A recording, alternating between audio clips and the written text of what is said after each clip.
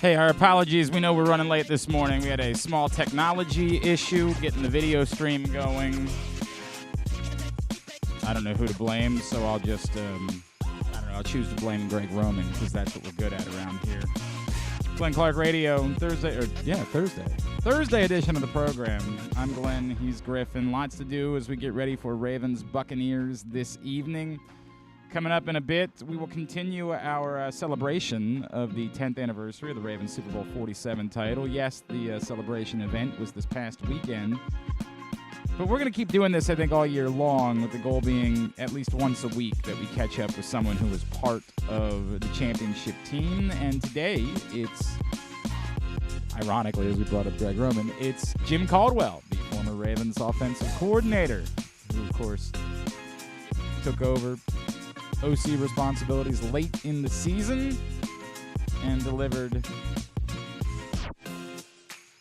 a Super Bowl title and one of the great stretches of offense in Ravens history. So we'll look forward to chatting with him coming up in a bit. Also coming up this morning, our friend Josh Charles is going to check in with us. He and I were texting earlier in the week. He cheated during Pats on the Ass this week. Son of a bitch. So might have to kick him out of the club. Okay. So we just going to tell him off? Actually, we might have to kick him out of the Dead Poets Society, if I'm being honest with you. I don't know if he's allowed to be a part of it any longer. We love Josh. And anytime he wants to chat, whatever's on his mind, of course, he always has a platform here because he's the best. And he did that promo, the and football promo for the Ravens this year, which was incredible. So we will, which Griffin had no idea was from Wedding Crashers because, anyway. Did you watch any of the films I have assigned you yet? I watched Can't Hardly Wait. I know, but then we talked about watching another. Not yet. I think Wedding Crashers, because I said I would like for you to move Wedding Crashers ahead. Yeah, okay. I'd like for you to prioritize that one. All right. I'll get to it. I'll definitely get to it. Okay. I have no reason not to. Yep.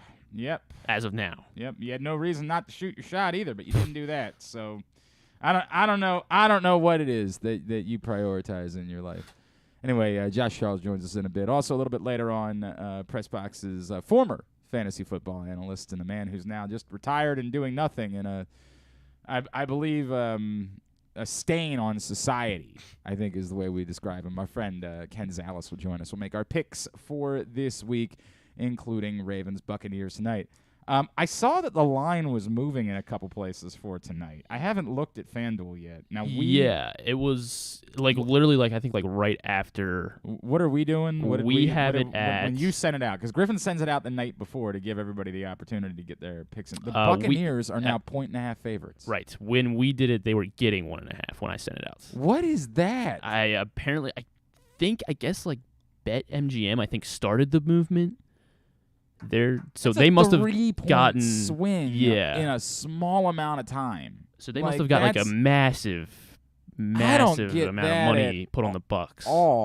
Or they know this is. It always concerns you that they know something. That it always concerns you when you see something like that. But there's something that they know. For example, Mark Andrews is listed as questionable, but did not practice all week. Well, if they knew that he couldn't play, they just list him as out, right? So they list him as questionable instead. Why list him as questionable if he didn't practice all week? Most guys, if you don't practice during the course of the week, aren't going to play. Now, the argument would be he's Mark Andrews. If Mark Andrews is capable of playing, he's going to play. That's the way it's going to go.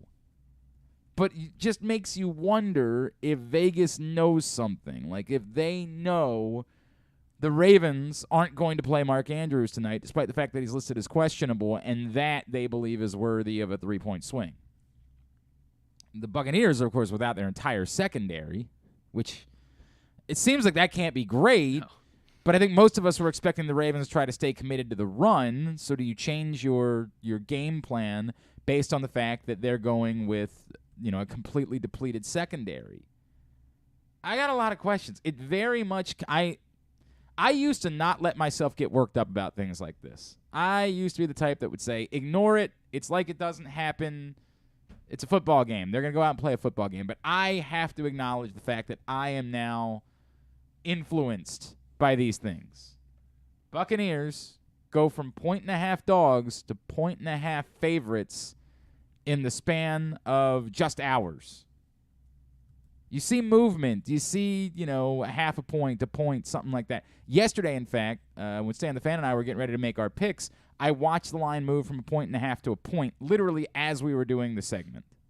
I'm on the FanDuel Sportsbook page. By the way, of course, the FanDuel Sportsbook at Live Casino and Hotel is the best place to watch and bet on all live sports, including Ravens-Buccaneers tonight. Same-game parlays now. Same-game parlay plus, because you can put up to 25 legs on a same-game parlay.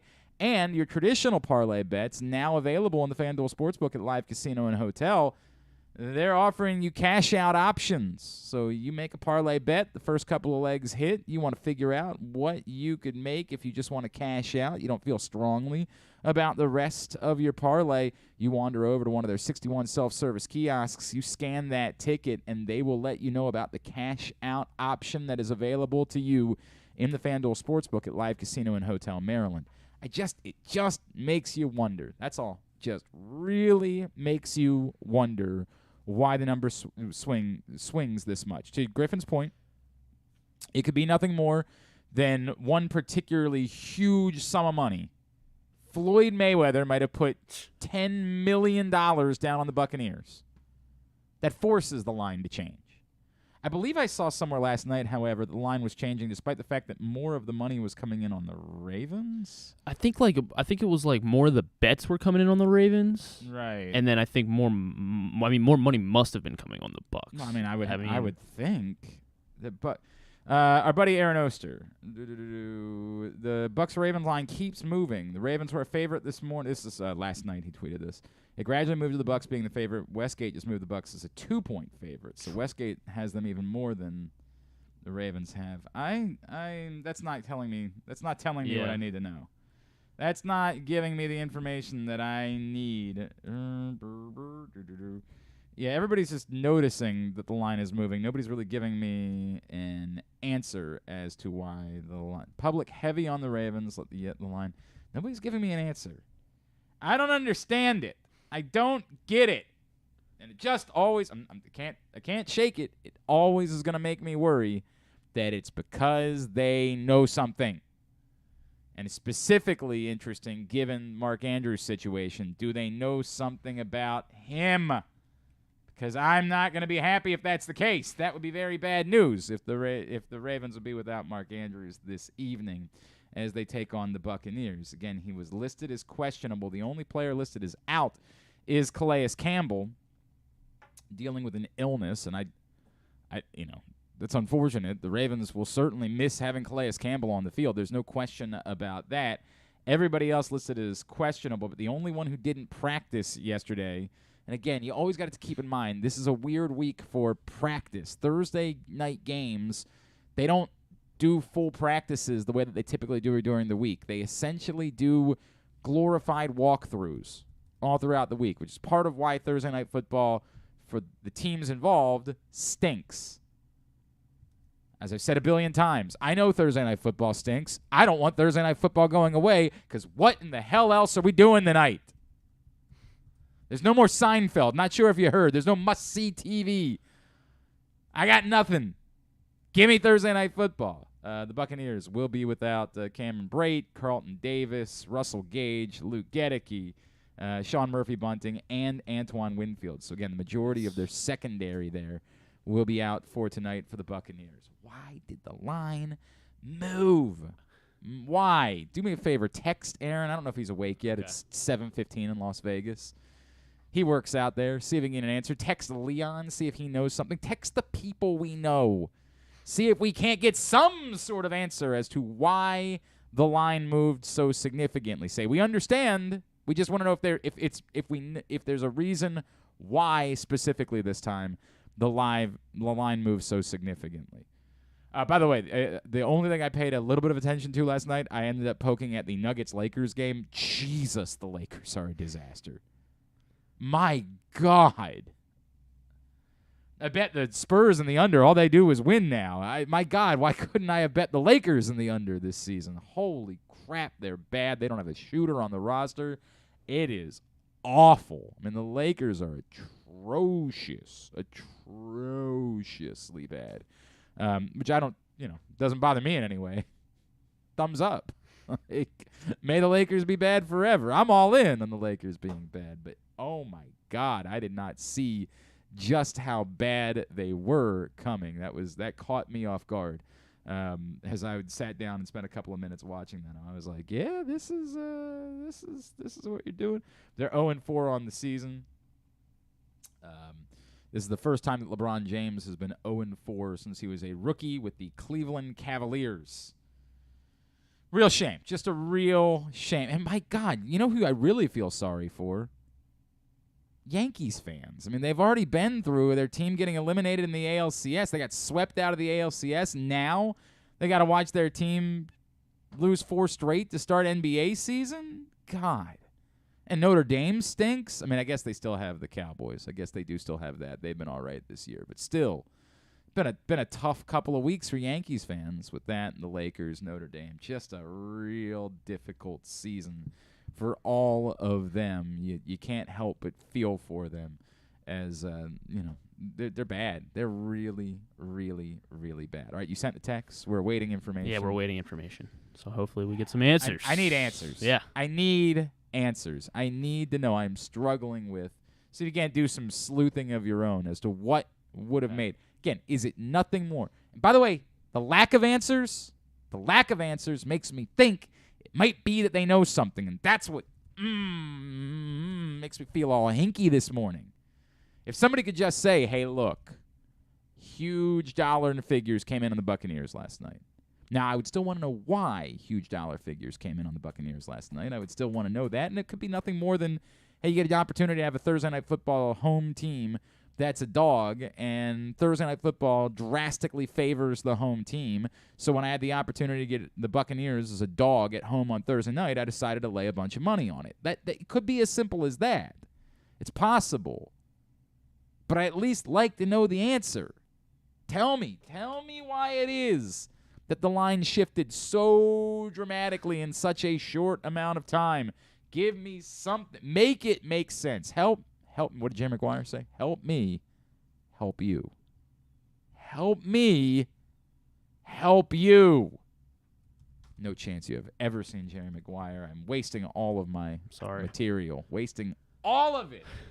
Show me the money. That means nothing to you? God. I mean, that's a very common saying. That sounds... No, it's not a very common saying. It became a very common saying. Because of Jerry Maguire. Because of Cuba Gooding Jr., playing the great Ron Tidwell in Jerry Maguire.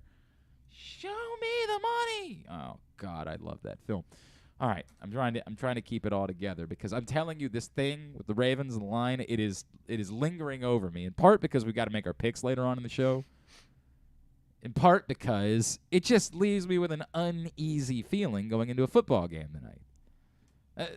Straight up, like I feel weird. Wondering if there's some information out there that certain people have that the rest of us don't. I don't like being left out. I don't like being, the guy sitting there watching everybody else play basketball when they said, oh, well, we got 10, you be 11, so you can't play. I don't like being that kid. I don't like that.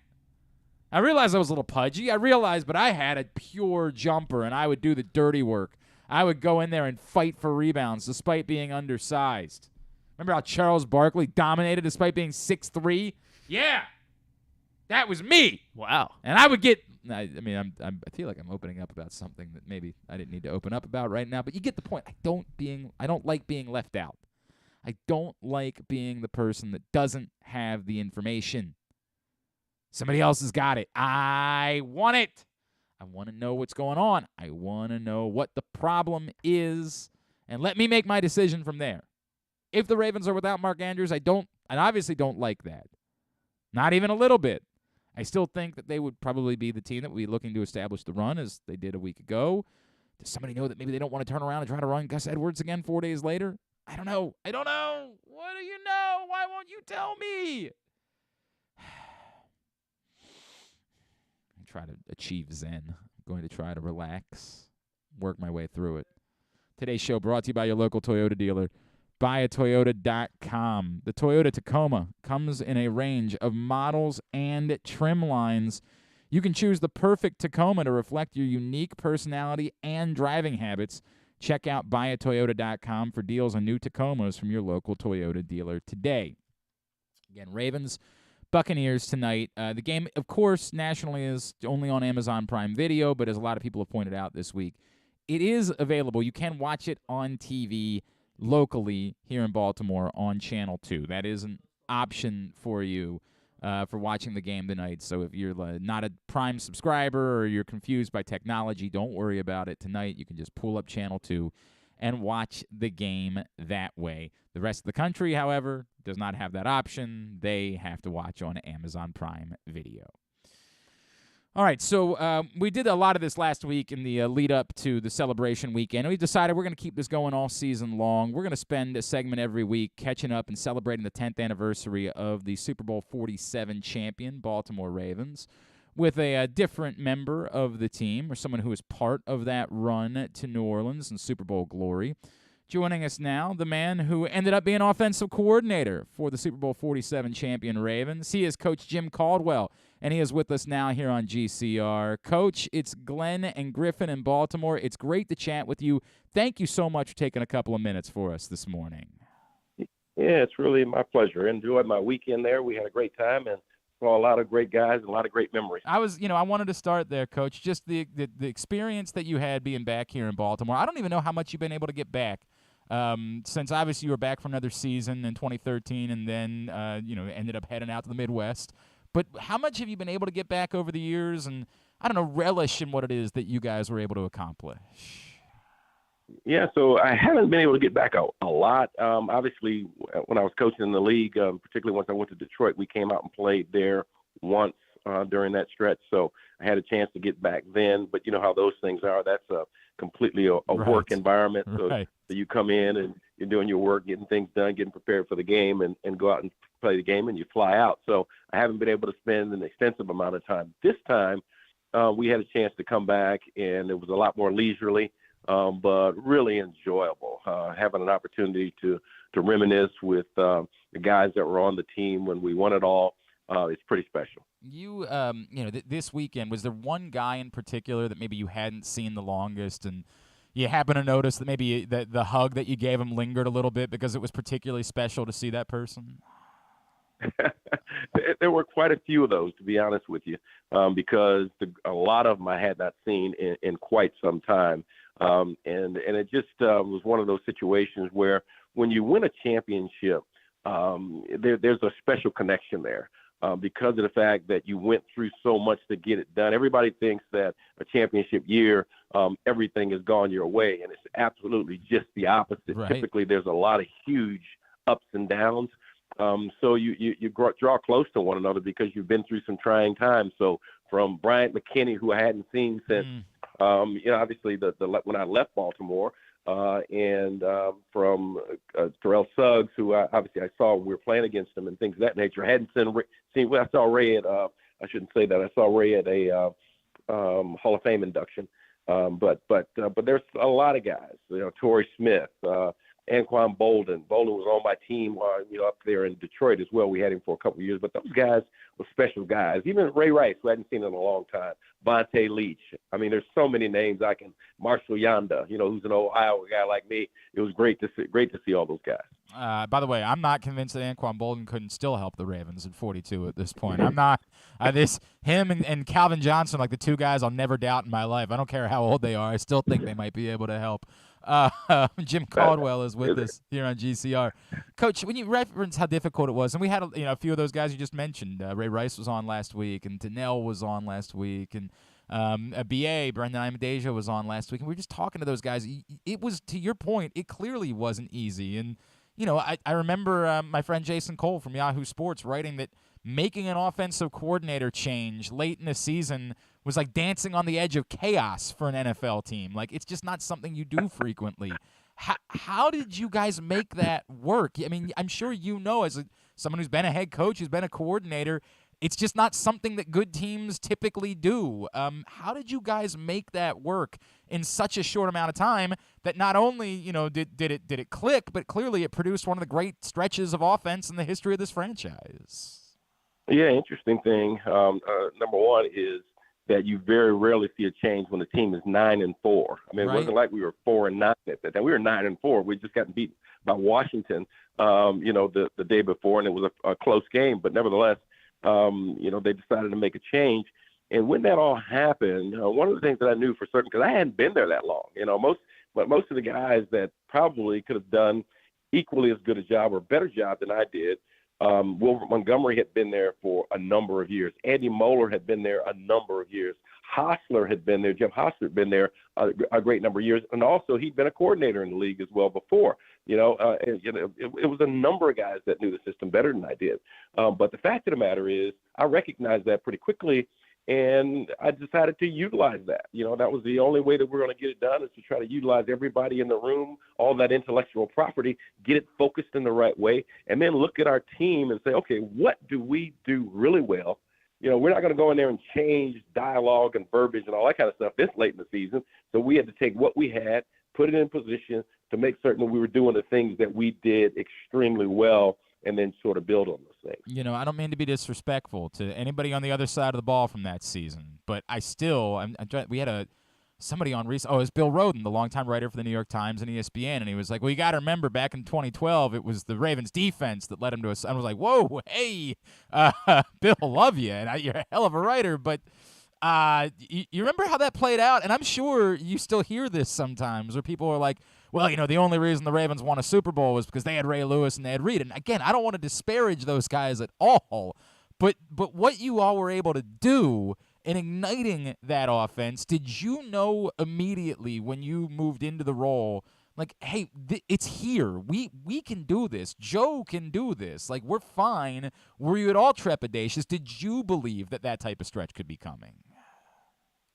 Well, I knew we could play awfully well. I mean, one of the things that I think that was quite obvious, John, Ozzie, Eric, Steve Bisciotti, those guys know how to build winners. I mean, there's no question about it. So any of you that are out there that are nervous right now because the team is 4-3, even though they still sit atop of the AFC North, rest assured, these guys know how to win.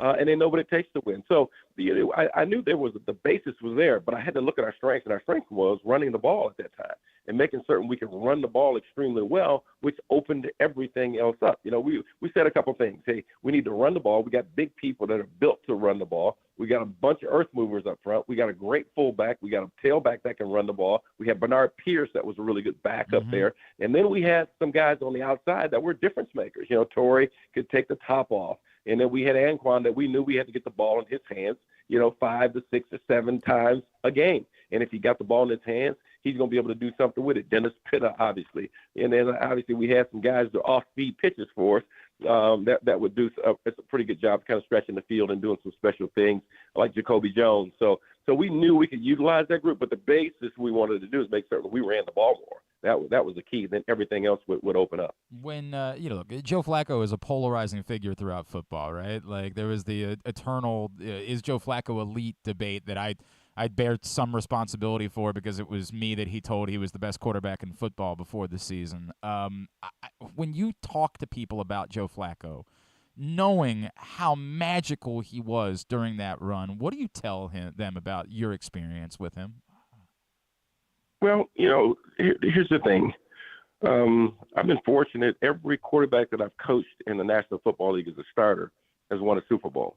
Brad Johnson won one at Tampa, albeit it was a year after he left.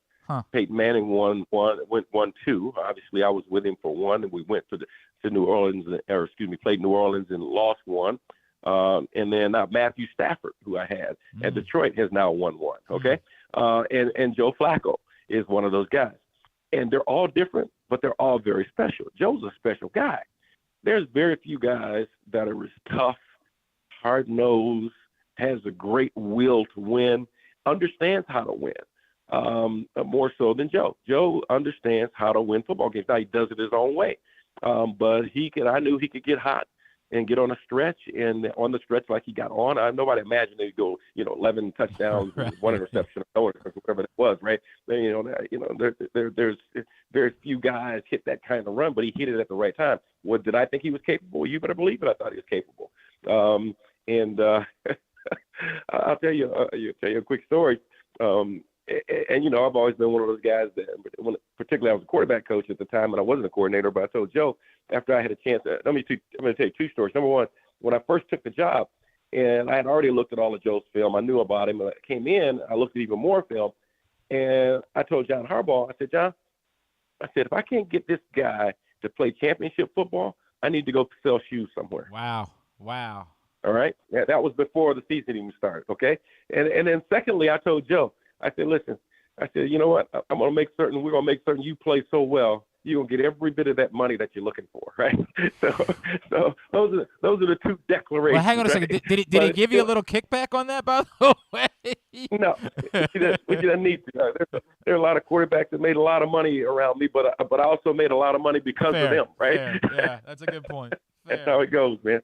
These quarterbacks I coached to help support my family and take care of my grandkids' education and all kinds of things. So I'm blessed and thankful for that. That's awesome. Oh, that's so cool. That is so cool. Coach, I have to ask you, my favorite play in Ravens history was the back shoulder throw on 3rd down in the Super Bowl. Can you take me back to that moment, 3rd and 1? How much of that was predetermined? How much of it was Joe and Anquan at the line and them just deciding, like, look, I have the ultimate faith in you. You're Anquan Bolden. I know what we're doing right here. It was one of the most baller throws to me that I've ever, like, I every time I think about it, my eyes water a little bit. It was such a special moment.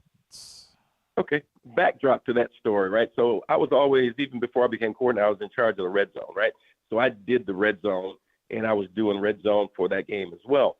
So I watched them play against Green Bay about midway through the season that year.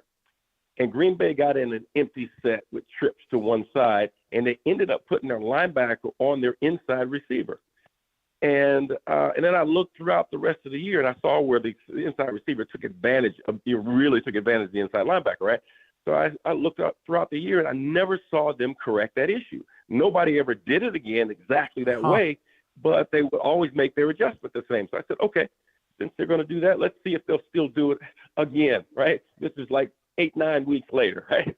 And lo and behold, we line up in it. They do exactly what we expect them to do. And obviously the rest is history. And you, as well as me and many others, certainly remember that historic throw, which was pretty nice. Dude, it was such, and it's just everything about Anquan Bolden, right? Like the confidence that you have in that man in that moment, 3rd and inches, that you say, this is what we're doing. And by the way, he's well covered. Like, he is well covered. He's Anquan Bolden, man.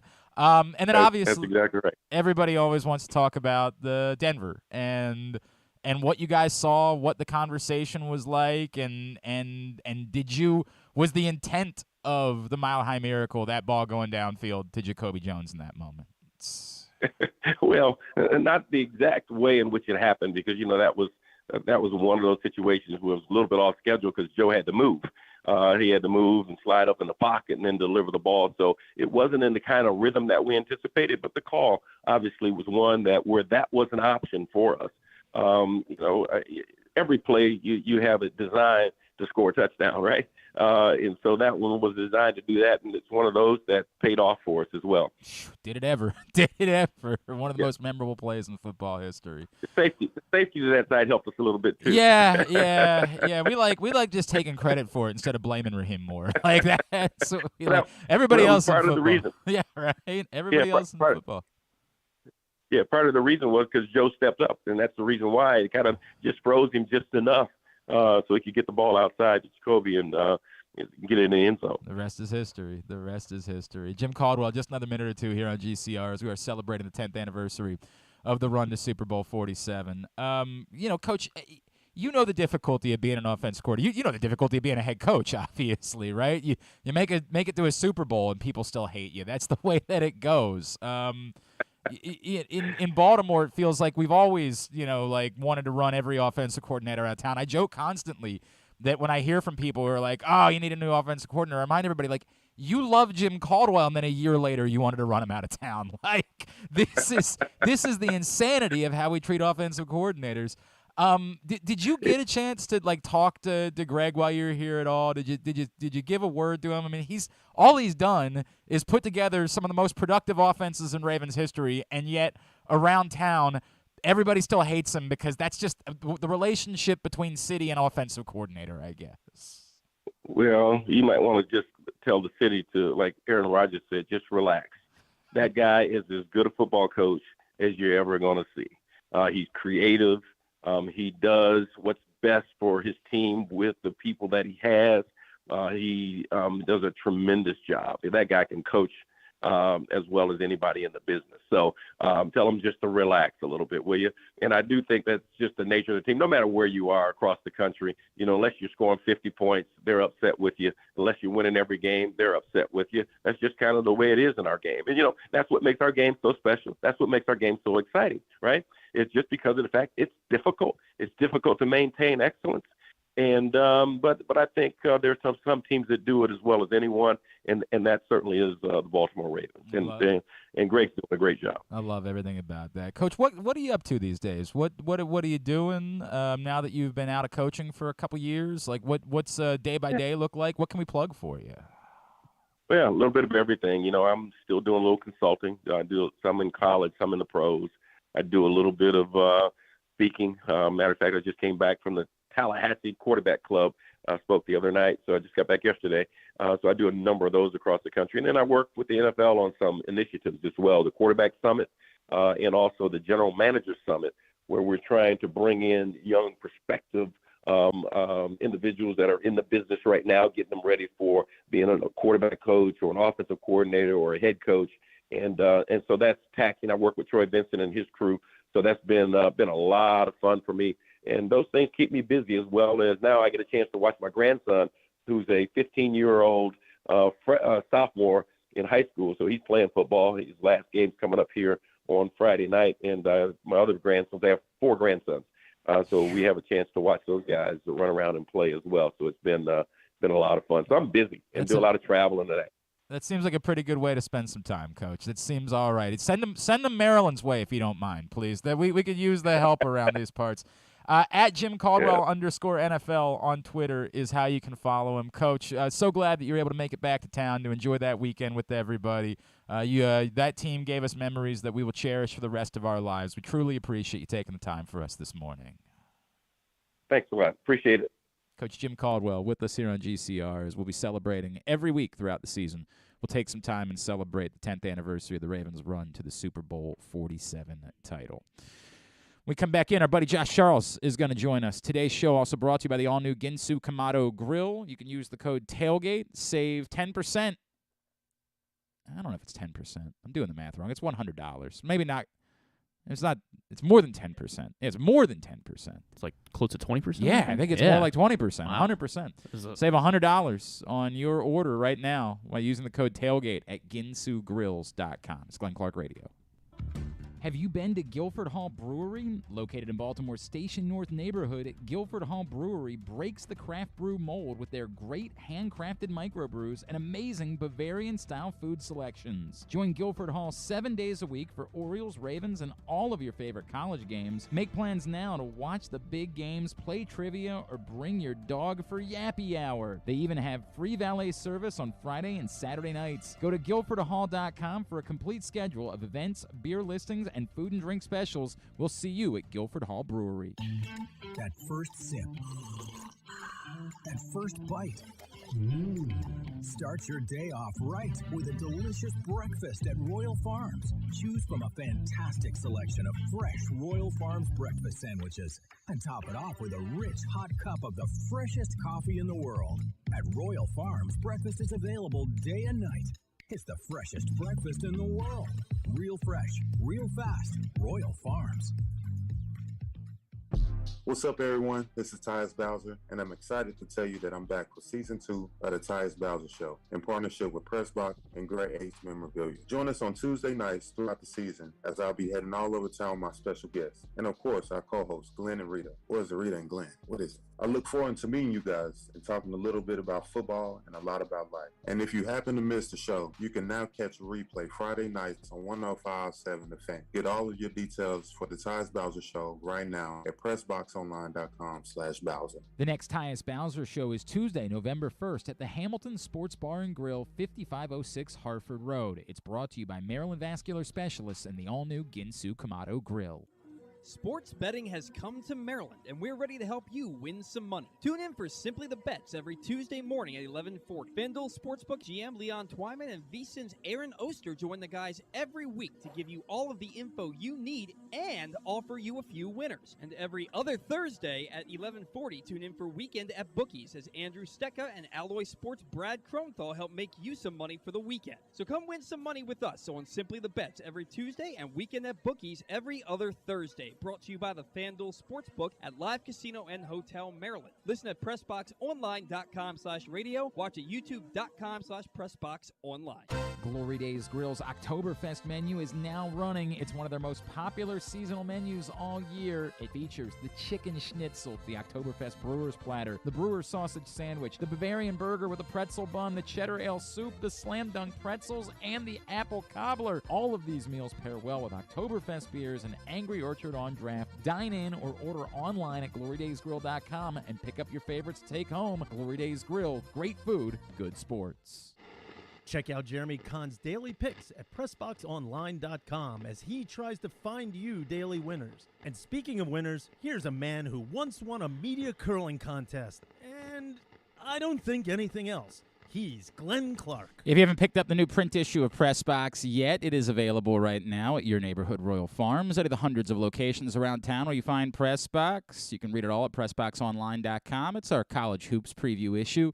On the cover, that's Kevin Willard, the new men's basketball coach at the University of Maryland. Stan the Fan and I sat down for a lengthy conversation with the new coach. Really opened up about the totality of the situation that he arrives in here at the University of Maryland. Encourage you to check that out. And you can also meet Division I men's and women's players from throughout the state, all in the new print issue of PressBox, which is available right now.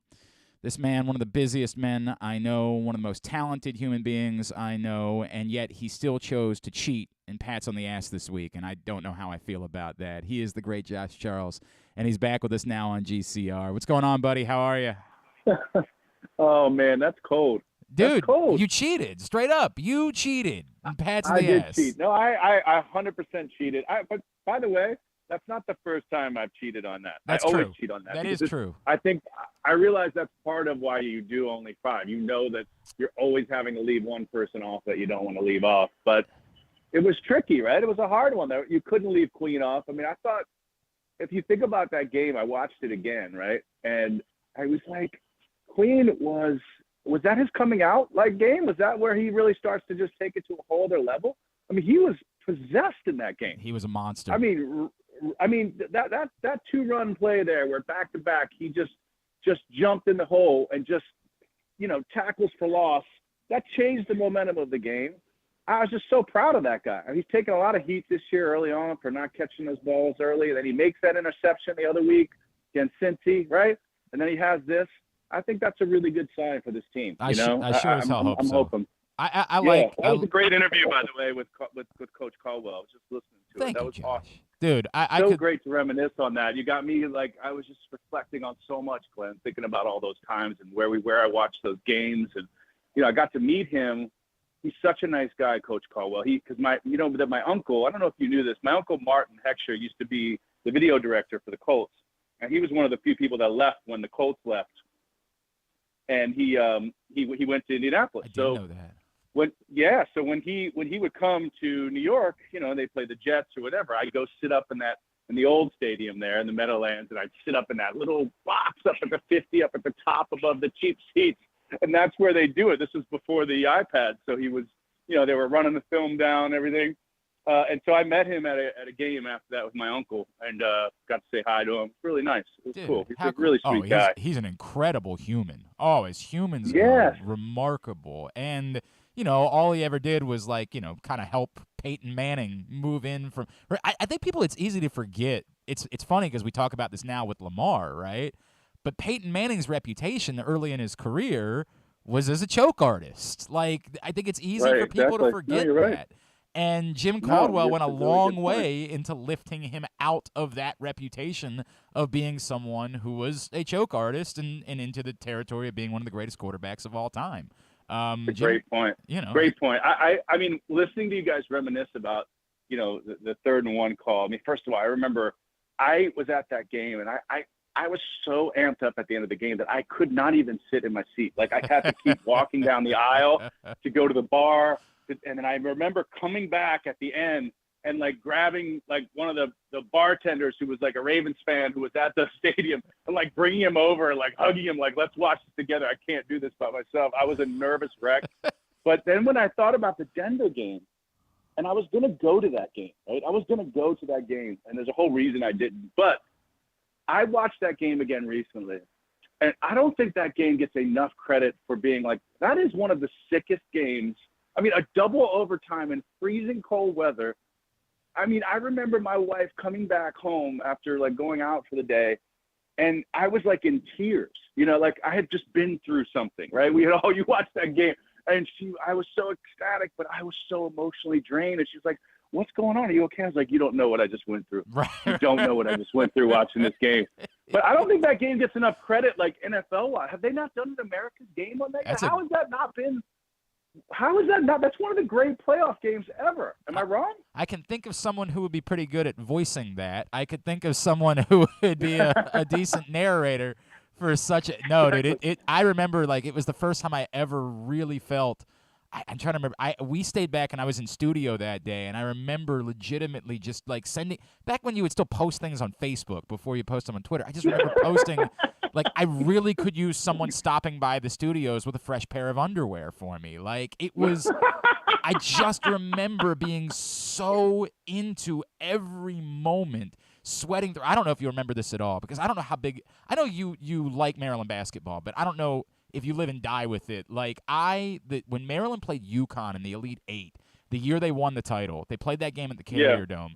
It was one of I wasn't even there, and I'm telling you, I was sweating through every possession of that game. It was that intense, and that was the feeling of the Denver game to me, was that every play had so much intensity to it that I legitimately found myself, like, even on the drive where they punted in overtime, the pass to Dennis Pitt in the middle of the field just to get them out of the shadow of their own end zone. I talk about that all the time. I talk about that play all the time. It just changed field position. If he doesn't make that completion, that seam route up the middle, right, to Pitta, got us, like, the ability to flip field position. If he doesn't do that, they're getting the ball at, like, the 50, 45, and they're probably kicking a field goal and winning the game, right? Correct. So it's in Denver. The whole game. Yes, it's easier to kick a long field goal in Denver. So if they don't complete that pass, essentially they're giving the Broncos field goal range immediately. And that play, and I should have brought it up with Jim Caldwell, because it's one of those plays that gets lost in. No, I completely agree. And it was an amazing pass, an amazing catch. Joe, Caldwell said 11-0, 11-1. No, let's be clear. 11-0. Yes, he didn't throw one interception. So, that is one of the I think without a doubt one of the top three, top two, complete offensive performances for a run of playoff games next to Joe Montana. I mean, the dude just could not miss. He was on fire. You should have seen. So I was, Josh, your uncle and I. We had Bill Rhoden, who's one of the great sports writers of all time, right? I love Bill Rhoden, legendary in the New York Times, and now he's at ESPN. He was on a couple weeks ago because he wrote about Lamar for Anscape, which is one of ESPN's portals. And he was on with us. I got to read that. I haven't seen it. It's a great read about what he appreciates about Lamar. And Stan's been sitting with me on Fridays now. He comes in and sits in on Fridays on the show. And the face we made when Bill Rhoden was like, well, you got to remember the defense carried the Ravens to that Super Bowl title. Like, both of us at the same time. Not true. The bitter beer face that came over us. We're like, not the case. But you know what? I mean, but I think that's, in a way, that's understandable given to the historic context of how good the Ravens defense have always been, right? And that, that is what drove us in 2000. We've had this historically great defensive team. And it's not that the defense was horrible, but they had a lot of holes that year. There was a lot of issues. And they played good when we needed them to. You know what I mean? They hunkered down. It was the bend not break mentality, but absolutely not. And that's so fascinating to me that someone would, because anybody who knows the Ravens knows that we went on an offensive run between Bolden, right, and Joe, and just that. I mean, and Pitta. I mean, that team was just flying on all cylinders offensively. And there was something about that game too, where I remember thinking, like, we can't lose this game. Like, after that, you remember that catch to Jacoby, everybody thinks, okay, well, in Denver, that just tied the game, right? That just sent it into overtime. It wasn't like we won it. And then to go through an overtime where no one scores and go to a double, I don't even think I've seen a double overtime playoff game. I don't think I'd ever seen one. Have I? I know there was one before because that was brought up that day, but I don't remember. It must have been so long ago that it predates us. It must have been so long ago, right? I mean, I certainly, as a Ravens Colts fan, I'd never seen that. And so that was so intense. And it was really interesting watching the Ravens, the app that they have before the game, so I could see all the players coming out, and I got to see. And I mean this not in any disparaging way, because I watched their stuff on the website, and I got to see them talk to the team, and it was so cool. And we had our star players, but I couldn't believe how many players there were that I didn't know who they were. Yeah. I mean, it was kind of amazing to me when you think about a team, about some of these guys that came together. It's like the building of a team. You have your stars, but then you've got the glue of the team. With some of these guys, I was like, who? Who just came out? Dude, I don't know. There are some guys on that team. So Sean Considine is probably one of the guys you're thinking of who is a safety on that team. And it's so easy to forget. But I'm telling you, every time I would talk to somebody that year, I don't want to compare it to Jim. Jim Leonard is a legend in this community, despite the fact that he was here for all of like a year, right? Exactly. But they would talk about Sean Considine, those guys, like a vested vet, like he was almost Ed Reed. Like they would talk about him. Yeah. The way that, and I'll make a comparison, the last few Ravens teams felt that way about Anthony Levine, who, of course, was on the Super Bowl 47 team. Like, you would sit down with guys and say, like, hey, who's the guy for you? And they would all name Anthony Levine. They'd say, this is the guy we take our cues from. Like, this is the guy that when we need an explanation about something, we go to him. He's our wise sage. And Anthony Levine, who was mostly a career special teamer, right? Like, that's how he was able to carve out 10 years in the NFL. You'd be like, really? Like, Anthony Levine's the guy? And they would all, to a man, say, yes, this is the guy. And Sean Considine on that team was a guy. He had a big role in that way. And that's amazing. You don't remember him at all as a player. Like, you don't remember anything he did on the field. I mean, no disrespect by it. I just didn't. 10 years have passed. I'm old. I'm not a young man anymore. My memory's not what it once was, Glenn. Not like you. I'm not young, Stop. But that was so nice to see them welcome back and to see that. And I think, I was listening to the show earlier and seeing you sort of really harp on this 1.5 or 1 point swing in Tampa. I get worked up about these things now. I Josh, see you, and I was thinking, like, what? I'm telling you. So we poked around, and the consensus that we've gotten is that the line probably moved because of Mark Andrews. And again, like, we don't know that they didn't rule Mark Andrews out for the game. But the fact that they swung the line 3 points over Mark Andrews just makes me think they know something that we don't. I'm not. Wait, they swung at 3 points? I thought we were 1 point favorites, and now we're 1 point underdogs. It was one. We were 1.5. Ravens were 1.5 point favorites, and now they're as much as 1.5. In fact, some lines now have it as 2 point dogs. So that's in Vegas terms, that's a big swing in a short amount of time. Like, that does not happen. One bet can't shift the number that significantly.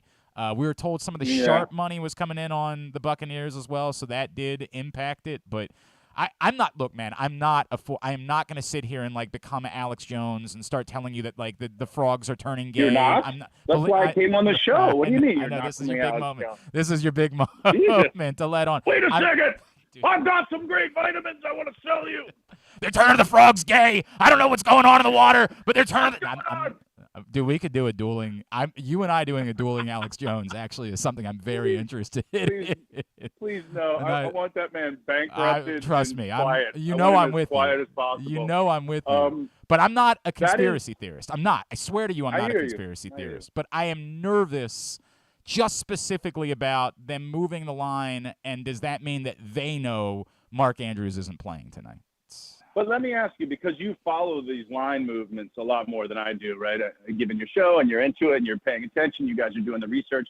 For me, if I just looked at this and I didn't know anything about it and it said, okay, the Bucs are 2-point favorites or even 3-point favorites at home on a short week against Tom Brady, who's very rarely, maybe one time, lost 3 games in a row. I'm not mad about that. I'm like, that makes sense. So what? It's just the shifting of it. It's the shifting. It's specifically, to me, it's not about whether or not the Ravens can win. It really is just about, I always want to know what somebody. What do they know that we don't know? That's it. Right. That's the thing. What do you know that we don't? And by the way, as a lot of Ravens reporters pointed out, it's rare with the Ravens for someone to play in a game that didn't practice all week. It doesn't happen very often. Now, this week, even on a Thursday night situation? And I'm glad you bring that up because I do think that makes this a unique conversation, and I'm more inclined to say that there's a chance for Mark Andrews to play tonight. I think Andrews is playing. I think Andrews is playing. Here's why.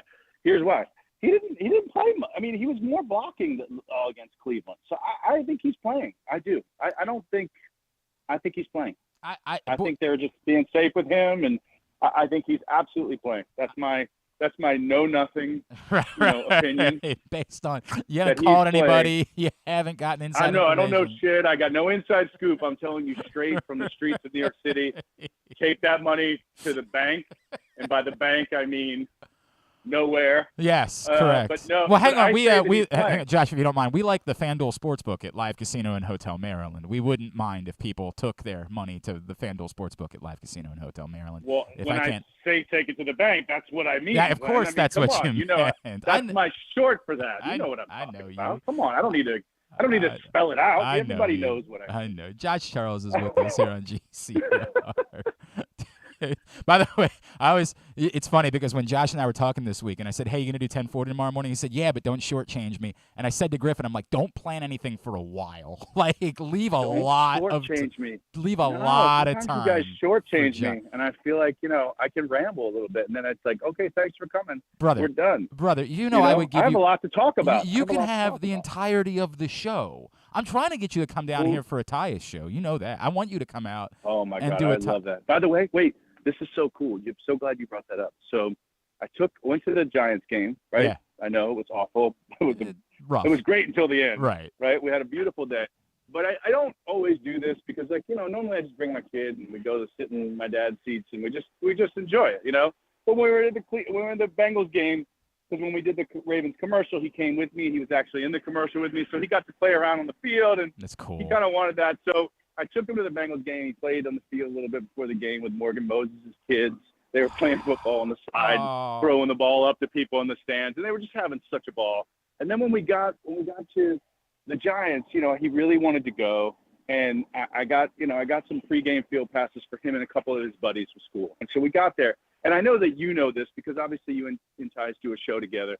And I had seen it once, but I'd never seen it in person. So cool. But what Tyus does before the games of throwing the balls to people in the stands, whether it's home or away, it's to me like it's one of the most beautiful things I've seen in sports. Right? Dude. I was watching it and I was actually in awe of it. I was like, this is an incredible human being. I don't know this guy, but the fact that he's doing this and doing it in Giant Stadium and he's throwing it and he's spending time with it. It's not just like a token gesture of like, here's 5 throws. He's actually making it part of a routine. You could tell what that did to the fans in the stadium, how excited they were. And my kids were on the sidelines, and then he threw them, underhanded sort of spirals to them, and they got to catch it and throw it back. And it just they were buzzing, right? And the fact that he does that, I was like, that is one of the coolest things I've ever seen in my life. And I never would have known it had I not gone to a game early and checked it out. What a cool dude. He's one of the most special individuals I've ever come across. And, we've been able to interact with so many great people. And to their credit, I don't want to sell anybody else short. I've gotten to know an amazing number of people that have played for this franchise over the years. But I am telling you. Who are some of your favorites, Glenn? I brought him up. Brendan Iambadejo is one of my favorite people. Because Brendan, and I know you know this, Brendan was one of the people that really encouraged me. Dude, you know how this goes. I want everybody to listen to this show, right? Like, I don't want to be too political, and I'm not a very political person. But some things aren't about politics. Some are about right and wrong. And sure. Brendan was one of the first people that, sat me down and said, dude, you need to be willing to say right versus wrong. Like, you don't need to tell anybody who to vote for. You don't need to tell anybody, like, and he said, frankly, you're not qualified, right? Like, that's not your job. But you need to be. Well, was there something specific he was talking about? As you remember, Brendan was very much at the forefront of the push for marriage equality in the state of Maryland. Exactly, Brendan I do remember that. I know it well. Heavily involved, and I remember talking to him privately. As was I. And I know you were. I know it meant a lot to you. And I remember talking to him privately, regularly, about how much I appreciated him using his voice. And I remember one night he just kind of pulled me aside and said, "Why don't you use your voice?" And I said, well, we got a lot of people. Like, I can't run off an audience. And he said, what do you mean run off an audience? If they don't believe in right versus wrong, why do you want them to listen to your show? And I just look back at him, and I'm like, dude, that was one of the most, and again, that sounds, in 2022, it seems obvious, right? Like, how could you possibly not publicly support? But in 2011, when we were doing this, it wasn't quite as obvious that you would say that. 100%. And I needed him to just get in my face and say, dude, you've got a platform. Don't make it political. This is right versus wrong. Be willing to say it. The day that Roe was struck down, I said, I don't care if you hate me. I don't care if this makes you not listen. I'm going to go donate money publicly to the Baltimore Abortion Fund, and you can be as mad as you want to be about it. I don't care. If you can't understand right versus wrong, I don't want you here. Find something else. There's got to be another way to spend your time. I'm not going to tell you who to vote for on Election Day. That's up to you. You do whatever you want to do. But right versus wrong, we've got to be able to do it. And Brendan Ayanbadejo truly played a significant role in my life of being able to step up and say, we need to talk about right versus wrong. It was really important for me. And that's really cool. I get really emotional when I talk about Brendan Ayanbadejo because it was a really important, you know what? It shaped who I am as a father. Seeing him in the way that he was, and I tell him all the time how much he means to me in that way. But, truly one of the great guys. Jameel McClain from that team, truly one of the great people. It's so unsurprising that he stuck around in the O.J. Brigance role for the Baltimore Ravens because, there's player development. That's what he's doing now, right? Yep, Isn't he 100, doing and it's not the least surprising thing I could have ever imagined because Jameel McClain got it. Like, he understood the role that an athlete could have within the community. And I know that you and I were talking about Torrey did not eloquently say what I know he was intending to say yesterday, and he had a tough day on Twitter. But I think you and I both know Torrey Smith's heart and know what he's all about and the way that he is dedicated. Oh my God, totally, dude. The way I absolutely love Torrey, and I just think that was unfortunate yesterday, and I understand where he's coming from. Somewhat. I know that dude doesn't have an anti-Semitic bone in his body or anything. I just think I think it was disappointing for me as a Jew to read it, but I understood the point he was trying to make. I just think it was a little clumsily expressed. That's all. It wasn't eloquent. It's surprising to me because he's another one that I follow, and I don't follow tons of players because some of them I don't really want to hear what they have to say, to be honest with you. But he's one that I do because I think his life story is inspiring. He's an inspiring human being. He seems like an incredible father. He's just all around a good dude, and he likes to talk and express his points of view. And sometimes Twitter's not the best place for anything to have that conversation. To have more nuanced conversations about subjects. I have tweeted things, and then I looked at him afterwards and been like, you know what? I didn't say that the way that I wanted to say that. Like, I understand why you're reading it the way that you're reading it, and I have to acknowledge that the way that I wrote it was not the way that I meant it to be said. And that's a tough thing to do because publicly, people are always going to assume the worst. That's just the way that it goes. And to your point, I know Torrey, you know Torrey. He's a truly wonderful human being. I absolutely love him. Yeah. I was reading that and was like, it's like I don't even need to get involved in that. Like, I feel like enough people are expressing to him that it was just an awkward sort of way of stating it. But I know where his heart is, and I know where it's in the right place.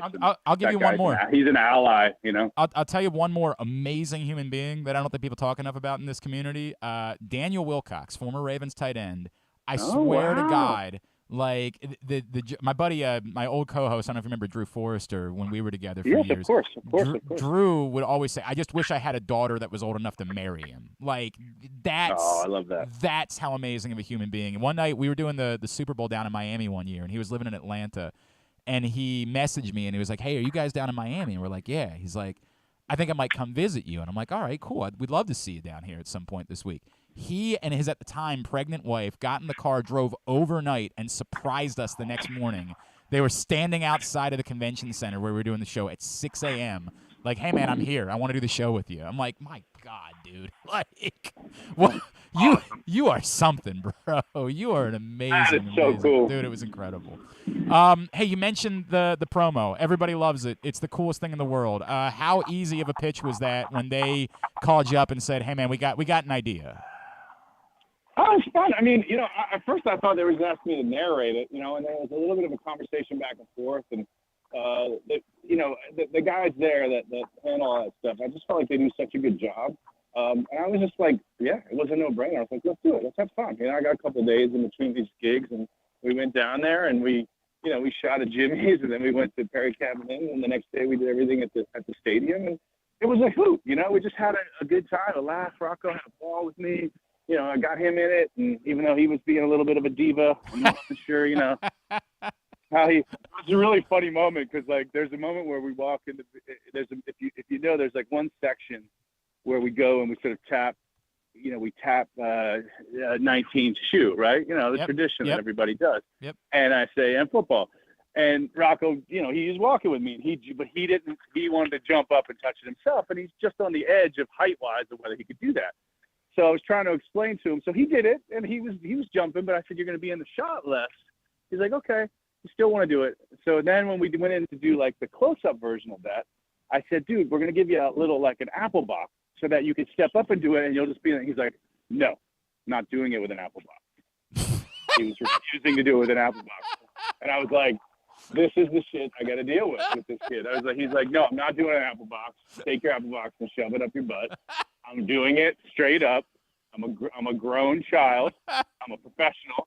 And he's like, "I'm not using." He was embarrassed. He's like, "I'm not doing an apple box." So that was a little tricky. I had to sort of talk him down off the ledge, saying, "Okay, it's fine. Don't do the apple box. Okay. You got your own way to do it." So he did it, but we got in and we just had such a ball, man. I have a video, right, when we shot with the real Lombardi, and that was That's pretty cool, right? That's to cool. be able to touch that, and and they got gloves and they're handing it to you, and then I've got this video. I got to post it probably. I got this video of, like, after we shot that, we're moving to another section of the stadium to shoot, and Rocco's got a cookie on a plate, and the two guys are carrying the case of the Lombardi's inside the case, the travel case, right? And they're carrying it, and we were in the tunnels of the stadium, and he puts his freaking cookie on top of the case. No. And we're just walking, and we're walking. I'm like, "Dude, that's not a cookie holder." That is. He's like, "What?" Dude, What's that's the problem? so great. That's so great. Oh, it was amazing. It was amazing. No, so we had, I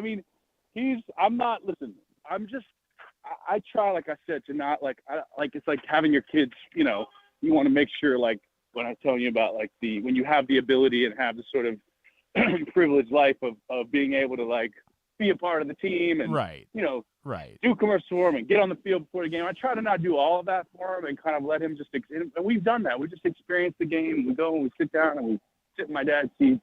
But I also have a secret agenda, which is this kid lives in New York, As he gets older and older, there's more and more pressure to him to be like, the Giants are doing well this year, the Jets are doing well. And I'm like, there's no chance that you're becoming a fan of the Jets or the Giants.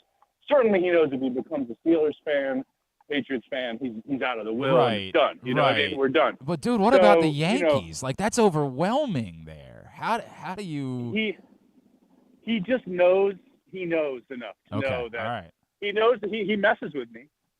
He doesn't. Sometimes he'll say, like, "Oh, I like the Steelers." I'm like, "Yeah, you like the Steelers? Okay. Wow. Well, then then I guess I'll take your sister to the game." No, I'm just kidding. Okay, I'm like, "Don't play with me, because if you play with me, it's going to be a problem, right? That's not a joke." I told him, I said, "You can root for any team you want. The Mets, we can have our National League team, Mets, Buck. Yep. We love Buck. Buck signed a roster from your first baseball game. It's in his room, framed. Buck signed for him. That's cool. Spring training, he was a baby, didn't even remember. He was, still pooping in his pants. And Buck signed a little note to him saying, Rock, congratulations on your first game. Oh. So the Mets are our National League team. We love the Rangers. We love the Knicks. We've got New York teams to root for. I said, when it comes to football and baseball, Baltimore has teams. These are my teams. You don't have to root for them, but here's a list of teams that you cannot root for. Right, correct. And I made that very clear. I'm like, there's a couple that are actually off the table. And the Yankees are one, the Red Sox are another, the Patriots, the Steelers. I don't really think I have much more than like if he became a Cardinals fan, who would care, right? Like, that's not harming anything. And also, like the sport if you want. Like the sport. Right. But no, there's certain teams I'm not gonna. I mean, I said, look, you can like them, but I'm not gonna take part in it. I get it. And I get it. That my kids. So remind me how old Rocco is now. He's Rocco's he's 7.5. He'll be 8 in December. I thought he was about the same age as my oldest. So my older son is 7, and now he has one of his best friends who's a Steelers fan, and their whole family is Steelers fans. Now he's he knows. Trust me, he knows, and he's gotten to hang around with it, but he reminds everybody about when he got to hang out with Justin Tucker. He's had some opportunities similarly that other kids haven't had the opportunity to do it. But every now and then he'll be like, yeah, but when I'm with Jack P, I kind of want to root for the Steelers too when they play because I want him to be happy. And I mean, that's sweet. That's the thing. That. I appreciate the empathy that's involved with that. Sure. I'm like, I want 100%. I want you to be a good kid. But no. Yeah. Hey, listen, I appreciate that you want to be empathetic. There are other times that Daddy can show you how to be empathetic. Right. That's not one of them, right? Exactly. Sometimes people are going to feel pain, young man. We don't want to pretend that pain's not going to exist or anxiety or uncomfortable feelings. They're all going to happen. We have to learn to live with them. Tell him. The question is not to shield yourself from them. When he's mad later that the team lost, tell him you're happy to hang out with him and you guys can go play Pokemon or whatever the F you're going to do, right? Be a supporting friend. Are your kids into Pokemon? Dude, are they into Pokemon? They're so into Pokemon, and I don't understand any of it. I literally hate Pokemon. Bro. I don't understand a single thing about it, and I don't think my son does either. I think he just BS's me because I don't think he understands it either. I don't understand it. The only good news about this year is he's starting to get into football cards now. Okay, that's dope. Are you a football card collector? I was a huge baseball card collector, and my kids when they got into Pokemon cards, they wanted to see my old baseball card collection. So I'm hoping that might make a shift for them towards that. Well, you got it. I hope so too, because I'm going to tell you something. I'm going to say you hope so, but here's the good news. I'm going to give you the good news and bad news. Yeah. The good news is if they shift into it, Glenn, and they get into the baseball or the football cards, it's something you know more about. You'll be more excited about to share in that activity with them, right? It's fun. We go to the store. He's having a great day at school. Here's a pack of cards. You did great today. But the problem is I didn't realize football cards are freaking expensive. Right. What the hell is going on here? Who the hell can afford these goddamn things? Dude, they have to keep them locked up now. They have to limit you to how many packs you can buy. It's insane how that world has turned. We just hired somebody at Pressbox who's now our collector's expert because that world is so insane. Our buddy Danny Black is now doing that for us. I got to talk to him. I got to get Stan to give me his info. Bro, here's the thing. Now I'm getting into it, and so I'm secretly, I think I'm more into it than him. So I'll go, and sometimes funny. I'll spoil him because that's also I'm doing it for me. I'm I kind of want to open these boxes too. So I got him for his birthday a Lamar rookie card that he's going to get in December that he knows about, but he hasn't seen yet. And I bought for myself, but I will give to him when he's old enough to know that he won't destroy it. I got a really cool Lamar rookie downtown card, the Optic Downtown. Have you seen that cool card? No. It's got Edgar Allan Poe on it. You know how they do these special kind of insert cards, or maybe that's the wrong terminology. Okay, I'm looking at it. I'm looking at it now. So Optic has one, right? It's called Downtown, and they do that every year with different players, right? The other one is the absolute kabooms, right? The kabooms are the other one that I love of Lamar. But I got this Downtown Optic, and I'm sorry, I'm cursing. You're God good. damn it. This is the good news. Is that if we were doing this on the fan, we'd be in trouble. Over here, we're okay. Okay, thank God. Because this is it just comes out of me. I'm sorry. It's the worst of me. But I got this car. I went and got it on eBay. I was like, I'm doing it. And I got Rocco a Pat Ricard rookie card. Pat Ricard rookie card. Come on now. Come on. That's not a Homer fan. Ricard, that's not a Homer fan. I think that's you just say Pat Ricard. Isn't that the way you say rookie card? Like Pat Ricard, I think is the way that we go out that. It's a Pat Ricard. Yeah, Ricard. right. I'm looking exactly. at this. It's currently a $150 card. The downtown. Which one? The downtown card. No, you're not looking at the right one. Oh, is it more than that? Is it more like a? Oh my God, yeah, because you're not looking at the rookie card. You got to look at the 2018. Oh, this. Yeah, you're right. I'm looking at 2021. 100%. I'm looking. No, these cards are. Don't even talk about the price because they're just. It'll make me angry again that I did it because I had a weak moment. But I realize I'm going. God damn it! Why was I not in the football cards? Oh my God! Why was I not in the football cards? I would have bought. Are you kidding me? If I was in the football cards. That rookie season, I would have bought every pack you could have imagined. I would have had every Lamar rookie you could have imagined because that's how much I believe in this kid. You know what I mean? Sure. And I just didn't do that because I didn't know I wasn't collecting football. I never collected football cards, only baseball. Griffin, hang on. I'm going to let young Griffin try to guess the value of the Lamar Jackson rookie downtown card. Just guess a number. I mean, it must be massive. Yeah. I'll go like he's just say a number, Griffin. Like $250. You wish. You wish. You got to multiply that by about 6. Jeez. Okay, so $1,651. The value. Not too bad. That is, dude. You can get that, Glenn. Yeah. I'll just go grab one right now. Holy crap. That was I was like, I'm grabbing this, and I'm gonna. He doesn't even know that I got that one because I'm not sure. That's what I'm saying. Right. Am I doing this for me? Yeah, this one's for you. This one's definitely for you. Let's not get it's unsure. I'm like, dude, the good news about it is it's graded. Just like the rookie card I got him is graded. So when they're graded, they're in that harder shield. It's a little harder for a kid to mess up the card, right? They're going to be in this really thick plastic, shield. And so that makes me feel good that maybe I will. Maybe Christmas, I'll say, look, this is Daddy's, but, we're going to have this together. I don't know. He won't have that. He'll be like, no, one day this will be yours. One day. Yeah. And he's going to say, knowing my son, he's going to say, yes, and that day is right now. Correct. Thank you. And then he's going to put his cookie on top of your car.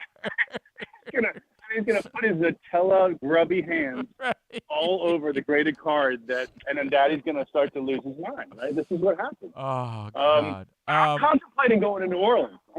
Okay, so I was supposed to go. My wife, who I love. Come with me. Come with me. You better talk to Mrs. Clark. My wife, who loves you, by the way. You gave her a hug at Preakness one year, and she still talks about it. Why won't she let you come with me? You and I will go together. No, I have nobody to go with. We planned the weekend together, and then she didn't.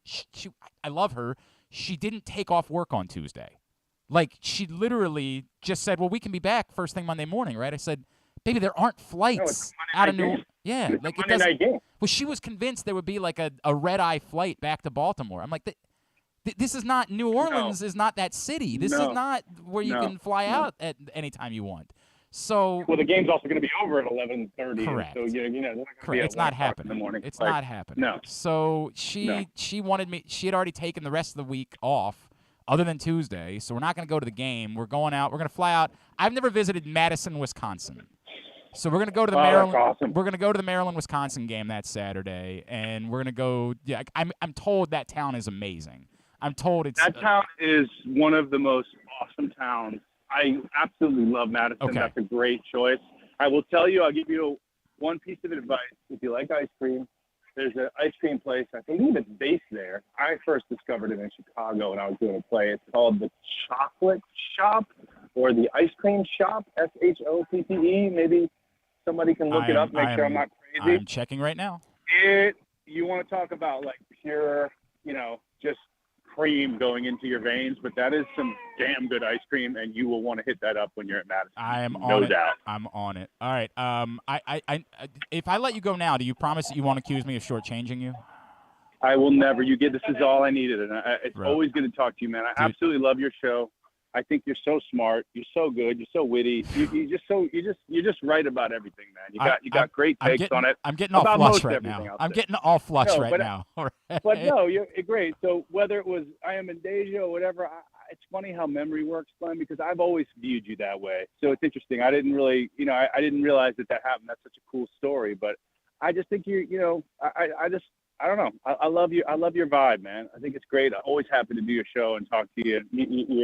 Baltimore's lucky to have you, and keep rocking it out, man. Brother, all right, I'll be down in New Orleans thinking of you guys. Oh, I'm so mad I can't go. We'll be in touch. You know how much I feel about you. I appreciate you as always, my friend. Thank you for doing this morning. Later on. Bye, Griff. See ya. That's Josh Charles.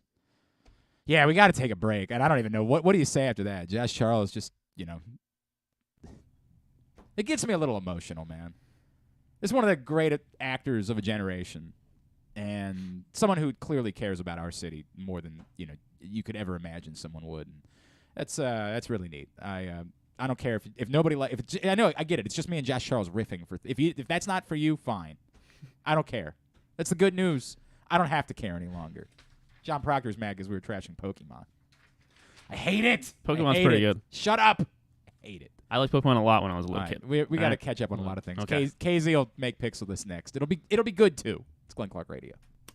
Come experience Maryland's #1 sportsbook this NFL season at the FanDuel Sportsbook at Live Casino and Hotel, the ultimate place for any sports enthusiast. Take advantage of our 24/7 kiosks, massive video screens, and watch all the action from the best seat in the house. With more money paid out than anyone around, make every moment more at the new FanDuel Sportsbook at Live Casino and Hotel in Hanover, Maryland. Please play responsibly. Gambling problem? Please call 1-800-GAMBLER or visit mdgamblinghelp.org. The Baltimore County Police Department is hiring. Entry-level officers start at close to $59,000 a year with a $10,000 bonus. Some restrictions apply. Plus a great retirement plan, medical, dental, and vision insurance, advancement to specialized units, tuition reimbursement, 15 sick days earned per calendar year, and even further incentives for military members and veterans. If you have a passion for service and want a career for life, visit joinbaltimorecountypd.com or call 410-887-5542. You must be a United States citizen, possess a valid driver's license, and have a high school diploma or GED equivalent. The Baltimore County Police Department is an equal opportunity employer.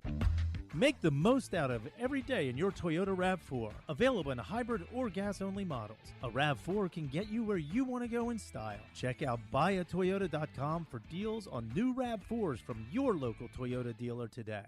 The latest edition of Press Box is available now. On the cover, New Maryland basketball coach Kevin Willard sits down with Stan Charles and Glenn Clark to discuss the situation he inherited in College Park and how he plans to get the program turned around. Also, inside, we introduce you to men's and women's college basketball players from all of the teams in the area. And Bo Smoka profiles Ravens receiver Devin Duvernay. Press Box is available for free at over 500 area locations, including 60 Royal Farm stores, and you can always find the entire edition as well as the best daily coverage of the Orioles, Ravens, and Terps at PressBoxOnline.com.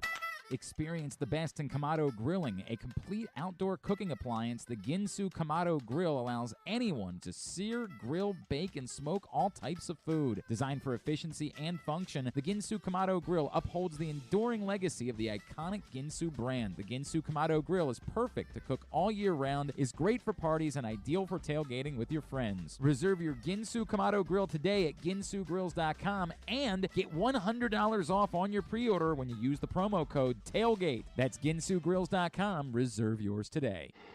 Join Glenn at halftime of every Ravens game for the Project Game Day halftime show at facebook.com/PressBoxSports. We apologize in advance. There's not much we can do about his face. $6.99 appetizers every night after 9 o'clock at Glory Days Grill. That includes the delicious smoky thigh wings. We shared some pictures when we had all the Glory Days appetizers the other day. It was a pretty nice day for us. Decent week for your boy. I had Glory Days stop by with a feast. Josh Charles just made me feel like the prettiest girl on the face of the planet. Been an okay week. Not a bad week to be old GC. GloryDaysGrill.com. You can take advantage of that any day of the week. $6.99 appetizers after 9 o'clock. Glory Days Grill. GloryDaysGrill.com. All right, it's time for us to make our picks. He is our buddy Ken Zalis. He is with us once again here on GCR. What's going on, KZ? How are you, pal? I'm great. How's everybody doing? That's not on him. That's on us. I've told you before, we have a wonky cord, and I don't care for the wonky cord. There's Ken Zalis. Hello. That's him right there. Hi. I know him. He's Ken Zalis. You can't mess with Maryland this week. That's good news for everybody. Good news. You can't. They don't play, so you can't do anything to hurt them. I was gonna take Maryland just to keep it going. But okay. Yeah, they don't have a game this week, so it's not an option. They have a bye. You want to take them anyway? Oh. You want to make a pick? I'm gonna pick them to lose then. All right, I want to hang on. Anyway. I want to make this clear. You still need. You said you need to get past election day, right, before you can come in and. Yes. After so next. So what is it? The 10th. I can come in on the 10th. Right.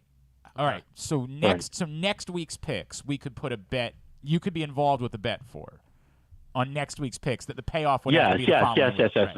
Correct. So I bring that up correct. because, again, our friend Nick Kelly, who I am starting to think just hates us. I appreciate Nick Kelly. Right? He's just a psycho. Nick Kelly finds to me, I don't know, apparently there's a Catonsville bakery that posts images of like old recipes that they find that are very confusing to them, and Nick is a Catonsvilleite, and he sent me one, and it's for ham and bananas hollandaise, which is just bananas layered in ham and then hollandaise sauce poured all over it. Why anyone would ever do this, I don't know. I'm not doing that. So what, you bake that? Stop. Why wouldn't you do that? It's not kosher. Oh, are you really? Is it? I mean, by the way, is it not kosher? I don't know. It's ham. I don't know. Oh, well, it's ham. It's ham. I've actually never had ham. Just so you know. I can't believe that. That is wild. All right, that'll be Griffin and I will do that a different week then. Griffin and I will pick a different week and we'll do that. But, Nick, you got to find something else that Ken can participate with. So I have to make that. Sorry. Yeah, you'd have to make. I'm not gonna. You think I'm gonna find time to make it? You would have to make it. Do you want to do it this week or do you want to do it? Let's wait. All right, we'll wait. We'll wait on ham and bananas holidays. We'll just make it. Okay. Griffin needs a win this week, so he needs to not bet on this week's picks. All right, this week's picks are brought to you by the Tyus Bowser Show, which returns on November 1st. We will be at the Hamilton Sports Bar and Grill. Hope you will come join us for that. Tyus and his special guest. It's brought to you by Maryland Vascular Specialist, the all-new Ginsu Kamado Grill. Tyus Bowser Show is a partnership of Pressbox and Grade 8's memorabilia. You can find out more at PressBoxOnline.com/Bowser. For the record, where we are, Ken Zalis still sitting atop the table. He and I just kind of smoothly 5-4. 5-4. 5-4. Gets it done. Exactly Gets it done right. the rest of the way. Everybody else stinks. So if we can just kind of cruise to 5-4. KZ's 36-32. I'm 35-33. One game back. A little bit of separation now. Proctor's 4 games back, 32-36. Then the triumvirate of Kyle, Griffin, and Paul Valley. There was some controversy. Apparently, Griffin reported the wrong pick. No, I didn't report it wrong. Whoever had access to the sheet. Oh, it was reported wrong in the sheet. It was reported wrong in the sheet. Fair enough. Yes. I missed this. Paul Valley is not 6 games back. He's 5 games back, which is important because it means he's also 5 games clear of Andrew Stetka. He, Griffin, and Kyle are tied. They're equally distant. 5 games from the top, 5 games from the bottom. Andrew Stetka still very much the worm. He is cruising right along to having to be the one that comes in here, eats a worm burger, performs the worm, gets stink-faced, and dresses up like the worm, Dennis Rodman. By the way, is that kosher? The worm burger? The worm burger. Is the worm burger kosher? Well, I'll worry about it later. Yeah, you better not lose is the point. Yeah. You better not lose. All right, let's get into this week's picks. 3 college games, 6 NFL games. Where are we starting first? All right, we are starting in Happy Valley. Number 2 ranked Buckeyes taking on the number 13 ranked Penn State Nittany Lions at noon on Fox. Penn State getting 15.5 at home. Boy, that's such a huge number to get at home, right? Yeah. Like, my God, it's 15.5 points. They got hammered, of course, by Michigan. That was one where I picked Penn State because the number was big, and they ended up losing by 24 anyway. But that was on the road. The one thing I would say is that I know a lot of Penn State people are mad that, like, in the days before Fox, this would have been a primetime game, and they would have done a whiteout for it, and that atmosphere for a whiteout game. Look, I don't like anything about Penn State, but I can't lie about that. The atmosphere for those primetime games and their whiteout games is unreal.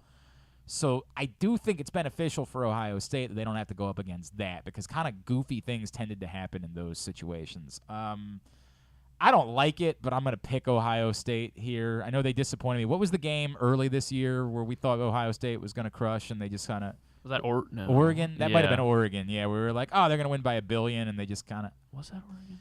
I don't know. Because I thought they did blow it. No, but they didn't. It took until the second half for them to pull away, and the number was the number was like 20 or something like that, and they didn't cover. Or was it Notre Dame?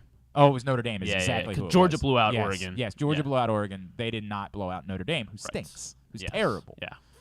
But since then, they've gotten back to being Ohio State. I'm going to take Ohio State. So what you're telling us, they can't do a whiteout in the daytime? They can, but it doesn't look the same. It's too bright. It's too bright. Yeah, you've seen the images like that. The juxtaposition of like kind of Penn State being in the middle of nowhere and how dark it gets there with the whiteout, like it creates an atmosphere. I don't know. Maybe they're going to try to do a whiteout for a noon game, but it's just not. Plus, let's tell the dirty little secret: the students aren't drunk enough yet. They just woke up. Like it's not the same atmosphere as when they do it in prime time. That's probably fair.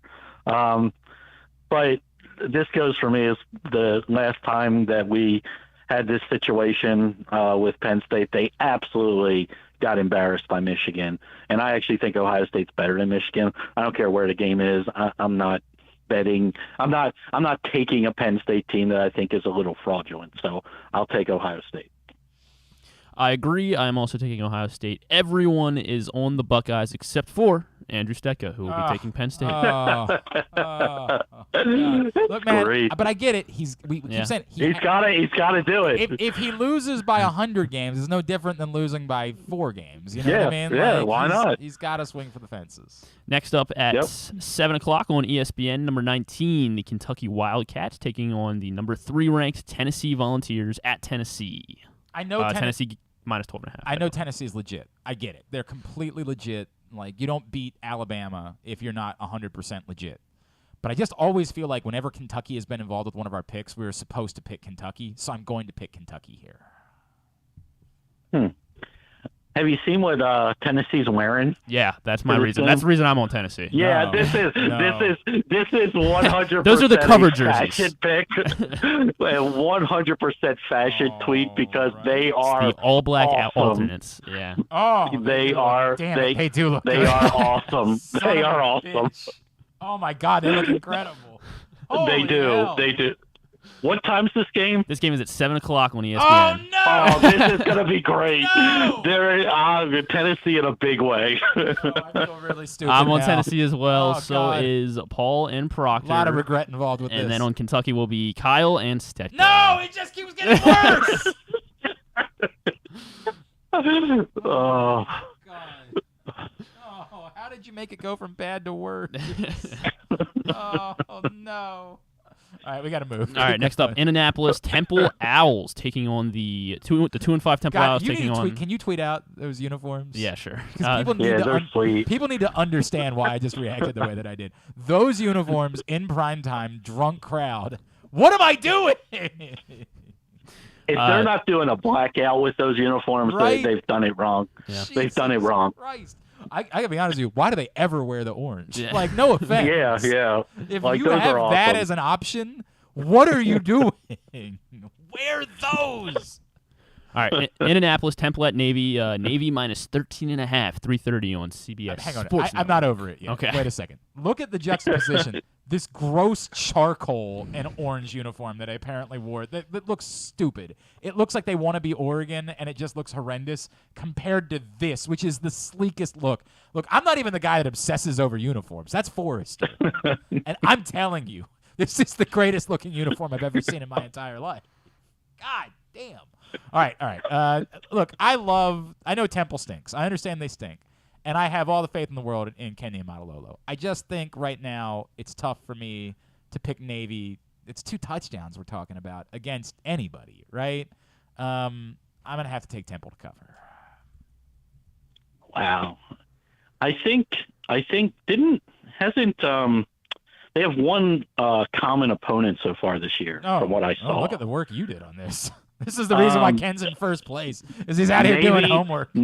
Navy absolutely trashed Tulsa. Yes, yeah, Tulsa. And Temple lost to Tulsa by like 2 touchdowns. So I'm going to take the Naval Cat. All right, I love that. That's a good all-American choice. I like a fool took the Temple win total over, which was 2.5. They're at 2 right now. Oh, so you really kind of need this one. This is probably their last chance. Well, they play USF next week, actually, which USF is not good. But Navy needs to they need something to build on going into that Army game, and they really don't the have Army a chance. game's at the end. I know. Right? It's not. This is next their week. last chance though, because they got UCF, Cincy, maybe Notre Dame is the game that they might have a chance in.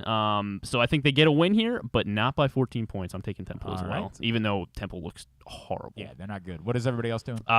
You and I on Temple along with Paul. Everybody else is on the Naval Academy. John, Stetka, Kyle, and KZ. Feel much better about that now. Into the NFL at 1 o'clock on Fox. Arizona Cardinals at the Minnesota Vikings. Vikings minus 3.5. All right, this is the most confusing pick ever. All of the sharp money is on Arizona here, which makes no sense to me. Especially because Modern Warfare 2 is dropping today. Oh, I didn't even think about that. Yeah. But you add in the fact that it's a Viking. It's Yeah, Kirk Vikings Cousins 1 o'clock. at 1 o'clock, which is Kirk Cousins at 1 o'clock, baby. Then you add in the fact it's Arizona playing at 1 o'clock Pacific time, which historically has always been tough for them. Central. I get it, but it's still 1 o'clock or still 10 a.m. Pacific time. Oh, yeah. Like Okay. even though they're not traveling as far, it's still on their clock 10 a.m. But all of the sharp money. Look, I get they look much better with DeAndre Hopkins on the field.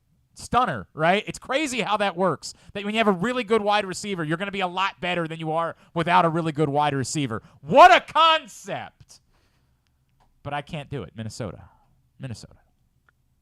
So what you're saying is Hollywood Brown isn't a really good wide receiver? Yeah, it's weird. He's not quite as good as DeAndre Hopkins, is what I'm saying, Ken. Okay, I don't know. It's amazing how that works when you go out and you prioritize getting one of the best wide receivers. That guy is going to make your team drastically better. Just it's a crazy thought, right? Stephon Diggs completely changing the course of a franchise's history. Really weird how that works. Yeah, I don't. Minnesota coming off the bye should be pretty healthy. Probably you got to. I get.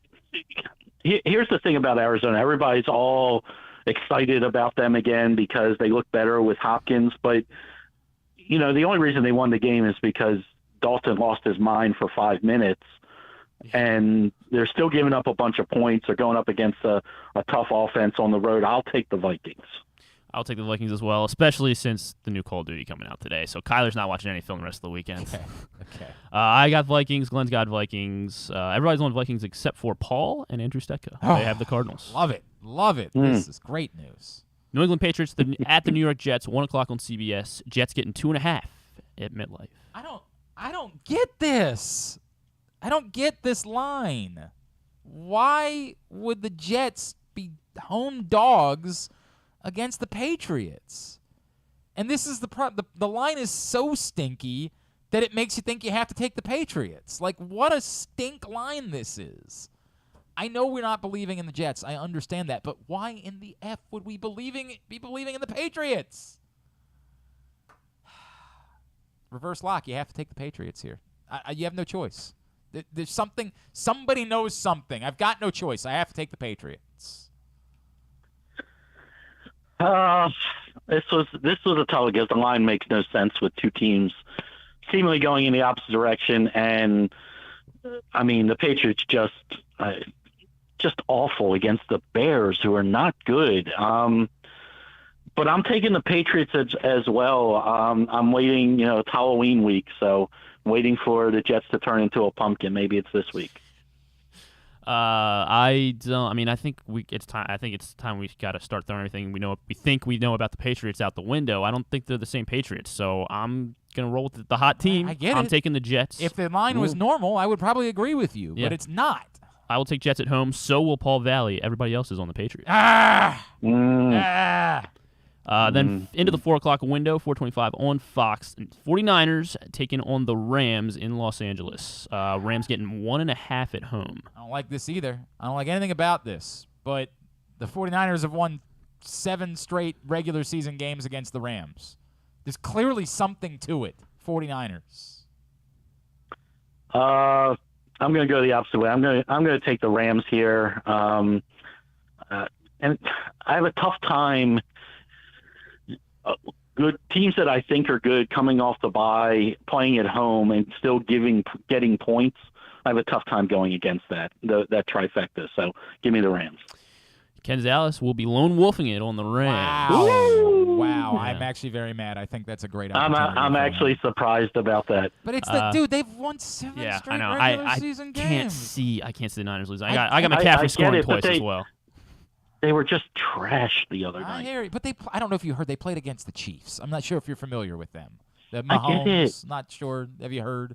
I get it. He's decent. Also, by the way, picks are also brought to you today by Guilford Hall Brewery, the amazing location in Station North, 1611 Guilford Avenue in Station North. They got a Halloween party on Saturday night. Great chance for you to go check them out. It's free to get in, live music, costume contest, the whole deal. Guilford Hall Brewery, guilfordhall.com. Also at 4:25, Seattle Seahawks will host the New York Giants. Seattle -3. Boy, this one's tough, right? It's like you finally want to buy into the Giants, and then you're like, but it's also the Seahawks who, like, I really have no clue. I'm just gonna play the points here. That's all I'm gonna do. Giants. I'm just playing the points. That's it. Cue the monkeys because I'm a believer in the Seahawks. I'm going to take the Seahawks here. Yeah, I have no clue either. We are pretty split. Glenn and I on the Giants, Paul on the Seahawks, Proctor and Kyle on the Giants, then Stecca and Ken on the Seahawks. Oh, I'm so sorry. No. I'm so sorry. Packers at the Bills, Sunday Night Football, NBC, 8:20. Buffalo -10.5. That's what was at last night. I think it's moved even more in favor of the Bills. And that's the thing about this is, like, you want to look at this number and say, no, you can't do it. But stop. You have to do it, Bills. Yeah, I can't touch the Packers no matter what the number is right now. I'll take the Bills. I agree. I'm on Bills. Everyone is on Bills except for Paul Valley. Opportunity for him to look. Yes. And then finally, I assumed that was going to be a lone wolf game somewhere. By the way, for the record this season, the best lone wolf record belongs to John Proctor, who's 2-0 as a lone wolf on the year. Griffin is 2-1 as a lone wolf. Andrew Steck is 2-2, go figure, as a lone wolf. Paul Valley 1-0 as a lone wolf, so he's looking to keep that up. Myself, KZ, are 0-1 on the year as lone wolves, and Kyle apparently has not been a lone wolf all season, which is weird. Wow. Finally, last matchup tonight on Amazon Prime Video at 8:15. Baltimore Ravens at the Tampa Bay Buccaneers. Last night is when I send it out. Yeah. Buccaneers were getting 1.5 at home, so that is how we're picking. I'm really messed up about this Mark Andrews thing. Like, I really am. I'm very messed up about it, but ultimately I'm just going to ride with I'm just going to keep saying Ravens. Ravens the pick. They can't do it. Don't know that anybody's healthy. I'm going to take Tampa. I mean, have you seen their secondary? Have you seen whose secondary? Tampa's secondary is nobody's playing. They don't exist. Yes. You know the best part? What? Everybody's playing for the Ravens, and their secondary still stinks. Oh, come off it. All right, go ahead. I can't go off the Ravens either. I pick them every game. So everyone on the Ravens except for Ken Zalis and Andrew Steck. Oh, no. No. Stecco sounds like he's going to have a good week. Yeah, might be his moment. All right, @FansFantasy on Twitter is how you follow him. We'll get the picks up a little bit later today. Oh, wow, look at that. What? I'm sure you guys were already on it, but I just read the Brandon Hyde stuff. Oh, wait, no, I don't know anything about it. What? Oh, well, he was just named the American League Manager of the Year via the Sporting News. Oh, okay. Well, that's not the big one. That's not the one. Oh, that's still pretty cool. I'm not saying it's. I'm just saying that's not the official American League Manager of the Year. I understand that. It was just kind of cool. I just read it. And very deserved. Thank you for passing it along. Very. Thank you. I appreciate it, pal. All right, buddy. We love you. We'll talk to you next Thursday. Okay, guys. That's Ken Zalis joining us here to make picks. We'll come back in. Tidbit Tubular and Weekend at Bookies is next. It's Glenn Clark Radio. Experience the best in Kamado Grilling, a complete outdoor cooking appliance. The Ginsu Kamado Grill allows anyone to sear, grill, bake, and smoke all types of food. Designed for efficiency and function, the Ginsu Kamado Grill upholds the enduring legacy of the iconic Ginsu brand. The Ginsu Kamado Grill is perfect to cook all year round, is great for parties, and ideal for tailgating with your friends. Reserve your Ginsu Kamado Grill today at ginsugrills.com and get $100 off on your pre-order when you use the promo code tailgate. That's ginsugrills.com. Reserve yours today.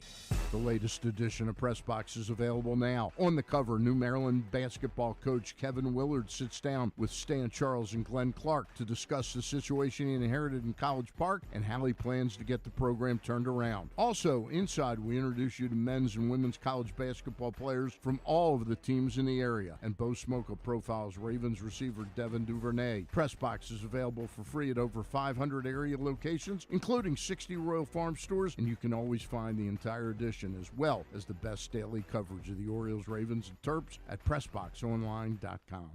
What's up, everyone? This is Tyus Bowser, and I'm excited to tell you that I'm back for Season 2 of the Tyus Bowser Show in partnership with PressBox and Great Ace Memorabilia. Join us on Tuesday nights throughout the season as I'll be heading all over town with my special guests. And of course, our co-hosts, Glenn and Rita. Or is it Rita and Glenn? What is it? I look forward to meeting you guys and talking a little bit about football and a lot about life. And if you happen to miss the show, you can now catch a replay Friday nights on 105.7 The Fan. Get all of your details for the Tyus Bowser Show right now at PressBoxOnline.com/Bowser. The next Tyus Bowser Show is Tuesday, November 1st at the Hamilton Sports Bar and Grill, 5506 Hartford Road. It's brought to you by Maryland Vascular Specialists and the all-new Ginsu Kamado Grill. Stan the Fan here, welcoming back one of my favorite sponsors, the Costas Inn. And everybody around Baltimore knows the Costas Inn is a great place to go and grab crabs, steaks, salads, soups, whatever's on your mind to eat in person. But did you know that the Costas Inn has upped their game? They are now one of the premier takeout places in Baltimore. Give them a call now to order your food, 410-477-1975. That's the Costas Inn over 4100 North Point Boulevard. The Baltimore County Police Department is hiring. Entry-level officers start at close to $59,000 a year with a $10,000 bonus. Some restrictions apply. Plus a great retirement plan, medical, dental, and vision insurance, advancement to specialized units, tuition reimbursement, 15 sick days earned per calendar year, and even further incentives for military members and veterans. If you have a passion for service and want a career for life, visit joinbaltimorecountypd.com or call 410-887-5542. You must be a United States citizen, possess a valid driver's license, and have a high school diploma or GED equivalent. The Baltimore County Police Department is an equal opportunity employer. If you can't listen or watch live, you can subscribe to the show via Spotify, Amazon, or Apple Podcasts. Leave a 5-star review while you're there. Or, if lying isn't your thing, we'll take a 3.5-star review too. How's your tidbit today? No? Oh, hello. It's a good one. Do you want to save it for tomorrow? Is that what you're... Would it be okay tomorrow? Yes, it would. It would. Okay, I only bring that up because I actually just there was a trivia that I came across. Oh, okay. That's relevant, right? Okay. Jamison Hensley from ESPN shared it. In fact, there are 2 teams that John Harbaugh has never lost to during his time as Ravens head coach. Do you know who the 2 teams might be? 2 teams he's never lost to. Never lost to. Since it's relevant. Yeah, I guess the Buccaneers. The Buccaneers are definitely one of them. He's yes, never lost to. I did kind of telegraph that. And then I want to say the Cowboys? No, I don't remember it, but apparently I do remember it. It was a road game early in the new stadium history. And not the okay. No. Remember the John Harbaugh's first season, 2008, was when they went and won the final game at the old stadium. But early in the new stadium, I don't remember exactly what year they traveled to Dallas and they lost. I feel like it has to be an NFC team. He's never lost to... He lost to the Jags. Got killed by the Jags that one time. Yes, in London. Remember it well. Gross. Let's see. Why do I think? You got to just start naming some teams. All right, let's go. Some teams. Packers, maybe. Not the Packers. Yeah, I feel like we played them well. Yeah, they lost them on a Monday night. No, we lost to the Saints. Falcons. Not the Falcons. When did they lose to the Falcons? I do remember it was a Thursday night in Atlanta. They lost to the Falcons in the old Georgia Dome. I was there. Oh, nice. Yeah. Maybe it was your fault. I was on the beat then. That was when I was going to all the games. Man, who have they never lost to? The Rams? When did they lose to the Rams? I'd have to think about when they lost to the Rams. I don't remember off the top of my head. It's not the Rams. The Washington football. No, we lost to them. Definitely lost them in the Super Bowl year, in fact. Remember that C.J. Mosley fumble. I forgot about that. Yeah. Man, who else? The Eagles? not the Eagles. It's the Lions. The Lions. That makes sense. The other team, thanks to the heroics of Justin Tucker a couple times in Detroit, they have never lost to the Lions. I just completely overlooked them. Good trivia question from Jamison Hensley today. All right, Tubular, brought to you by the all-new Ginsu Kamado Grill. Use the code TAILGATE when you order yours, and you will save $100 on your all-new Ginsu Kamado Grill at ginsugrills.com. Of course, that's really all that matters tonight. Ravens Buccaneers 8:15 on Amazon Prime, but also locally on ABC2. Virginia Tech, NC State, 7:30 on ESPN. Louisiana Southern Miss, 7:30 on ESPN2. Fox Sports 1, Utah, Washington State at 10. NBC Sports Washington Capitals Stars at 8:30. ESPN Plus and Hulu Blues Predators at 8. NBA TV Mavericks Nets, 7:30. Heat Warriors at 10. That's all you need to know. Anything non-sports wise? No, they know that the Ravens are playing, so there's nothing on. Actually, Michael Imperioli will be on Jimmy Fallon. Who's that? He was Christopher in Sopranos. And he's in White Lotus now. Sorry, I do know. Never mind. Yes. My bad. Yeah. My bad. I love Michael Imperioli. All right. New episode of Atlanta as well on FX. Okay, very cool. All right, thanks today to Josh Charles. God, that was great. Thanks to Ken Zalis. Thanks also to Jim Caldwell, who was really wonderful, too. We'll get all of it up in the greatest hits section of the tab at GlennClarkRadio.com. Tomorrow, Stan the Fan will be here. Sean Salisbury is going to join us. We'll talk some Ravens. Also, he's going to preview. He does radio down in Houston now, so he'll preview the World Series with us, talk some Astros. Is Jalen Smith joining us tomorrow? He should be. Yes. And then Bo Smokle as well. All right, Bo Smokle, of course. We'll recap the Ravens game with Bo. Thanks, everybody at PressBox, all of our great sponsors and partners, including Glory Days Grill, Royal Farms, Baltimore County Police Department, Costas Inn, Guilford Hall Brewery, Great Eights Memorabilia, the FanDuel Sportsbook at Live Casino and Hotel Maryland, Maryland Vascular Specialist, the all-new Ginsu Kamado Grill, your local Toyota dealer, buyatoyota.com. Thanks to Griffin at Griffin_Bass. Thanks to follow us at Glenn Clark Radio. Thanks to me. Follow us at Glenn Clark Radio. Have a great Thursday night. Go Ravens. Duke sucks. Ohio State sucks too. We'll be right back with Weekend at Bookies.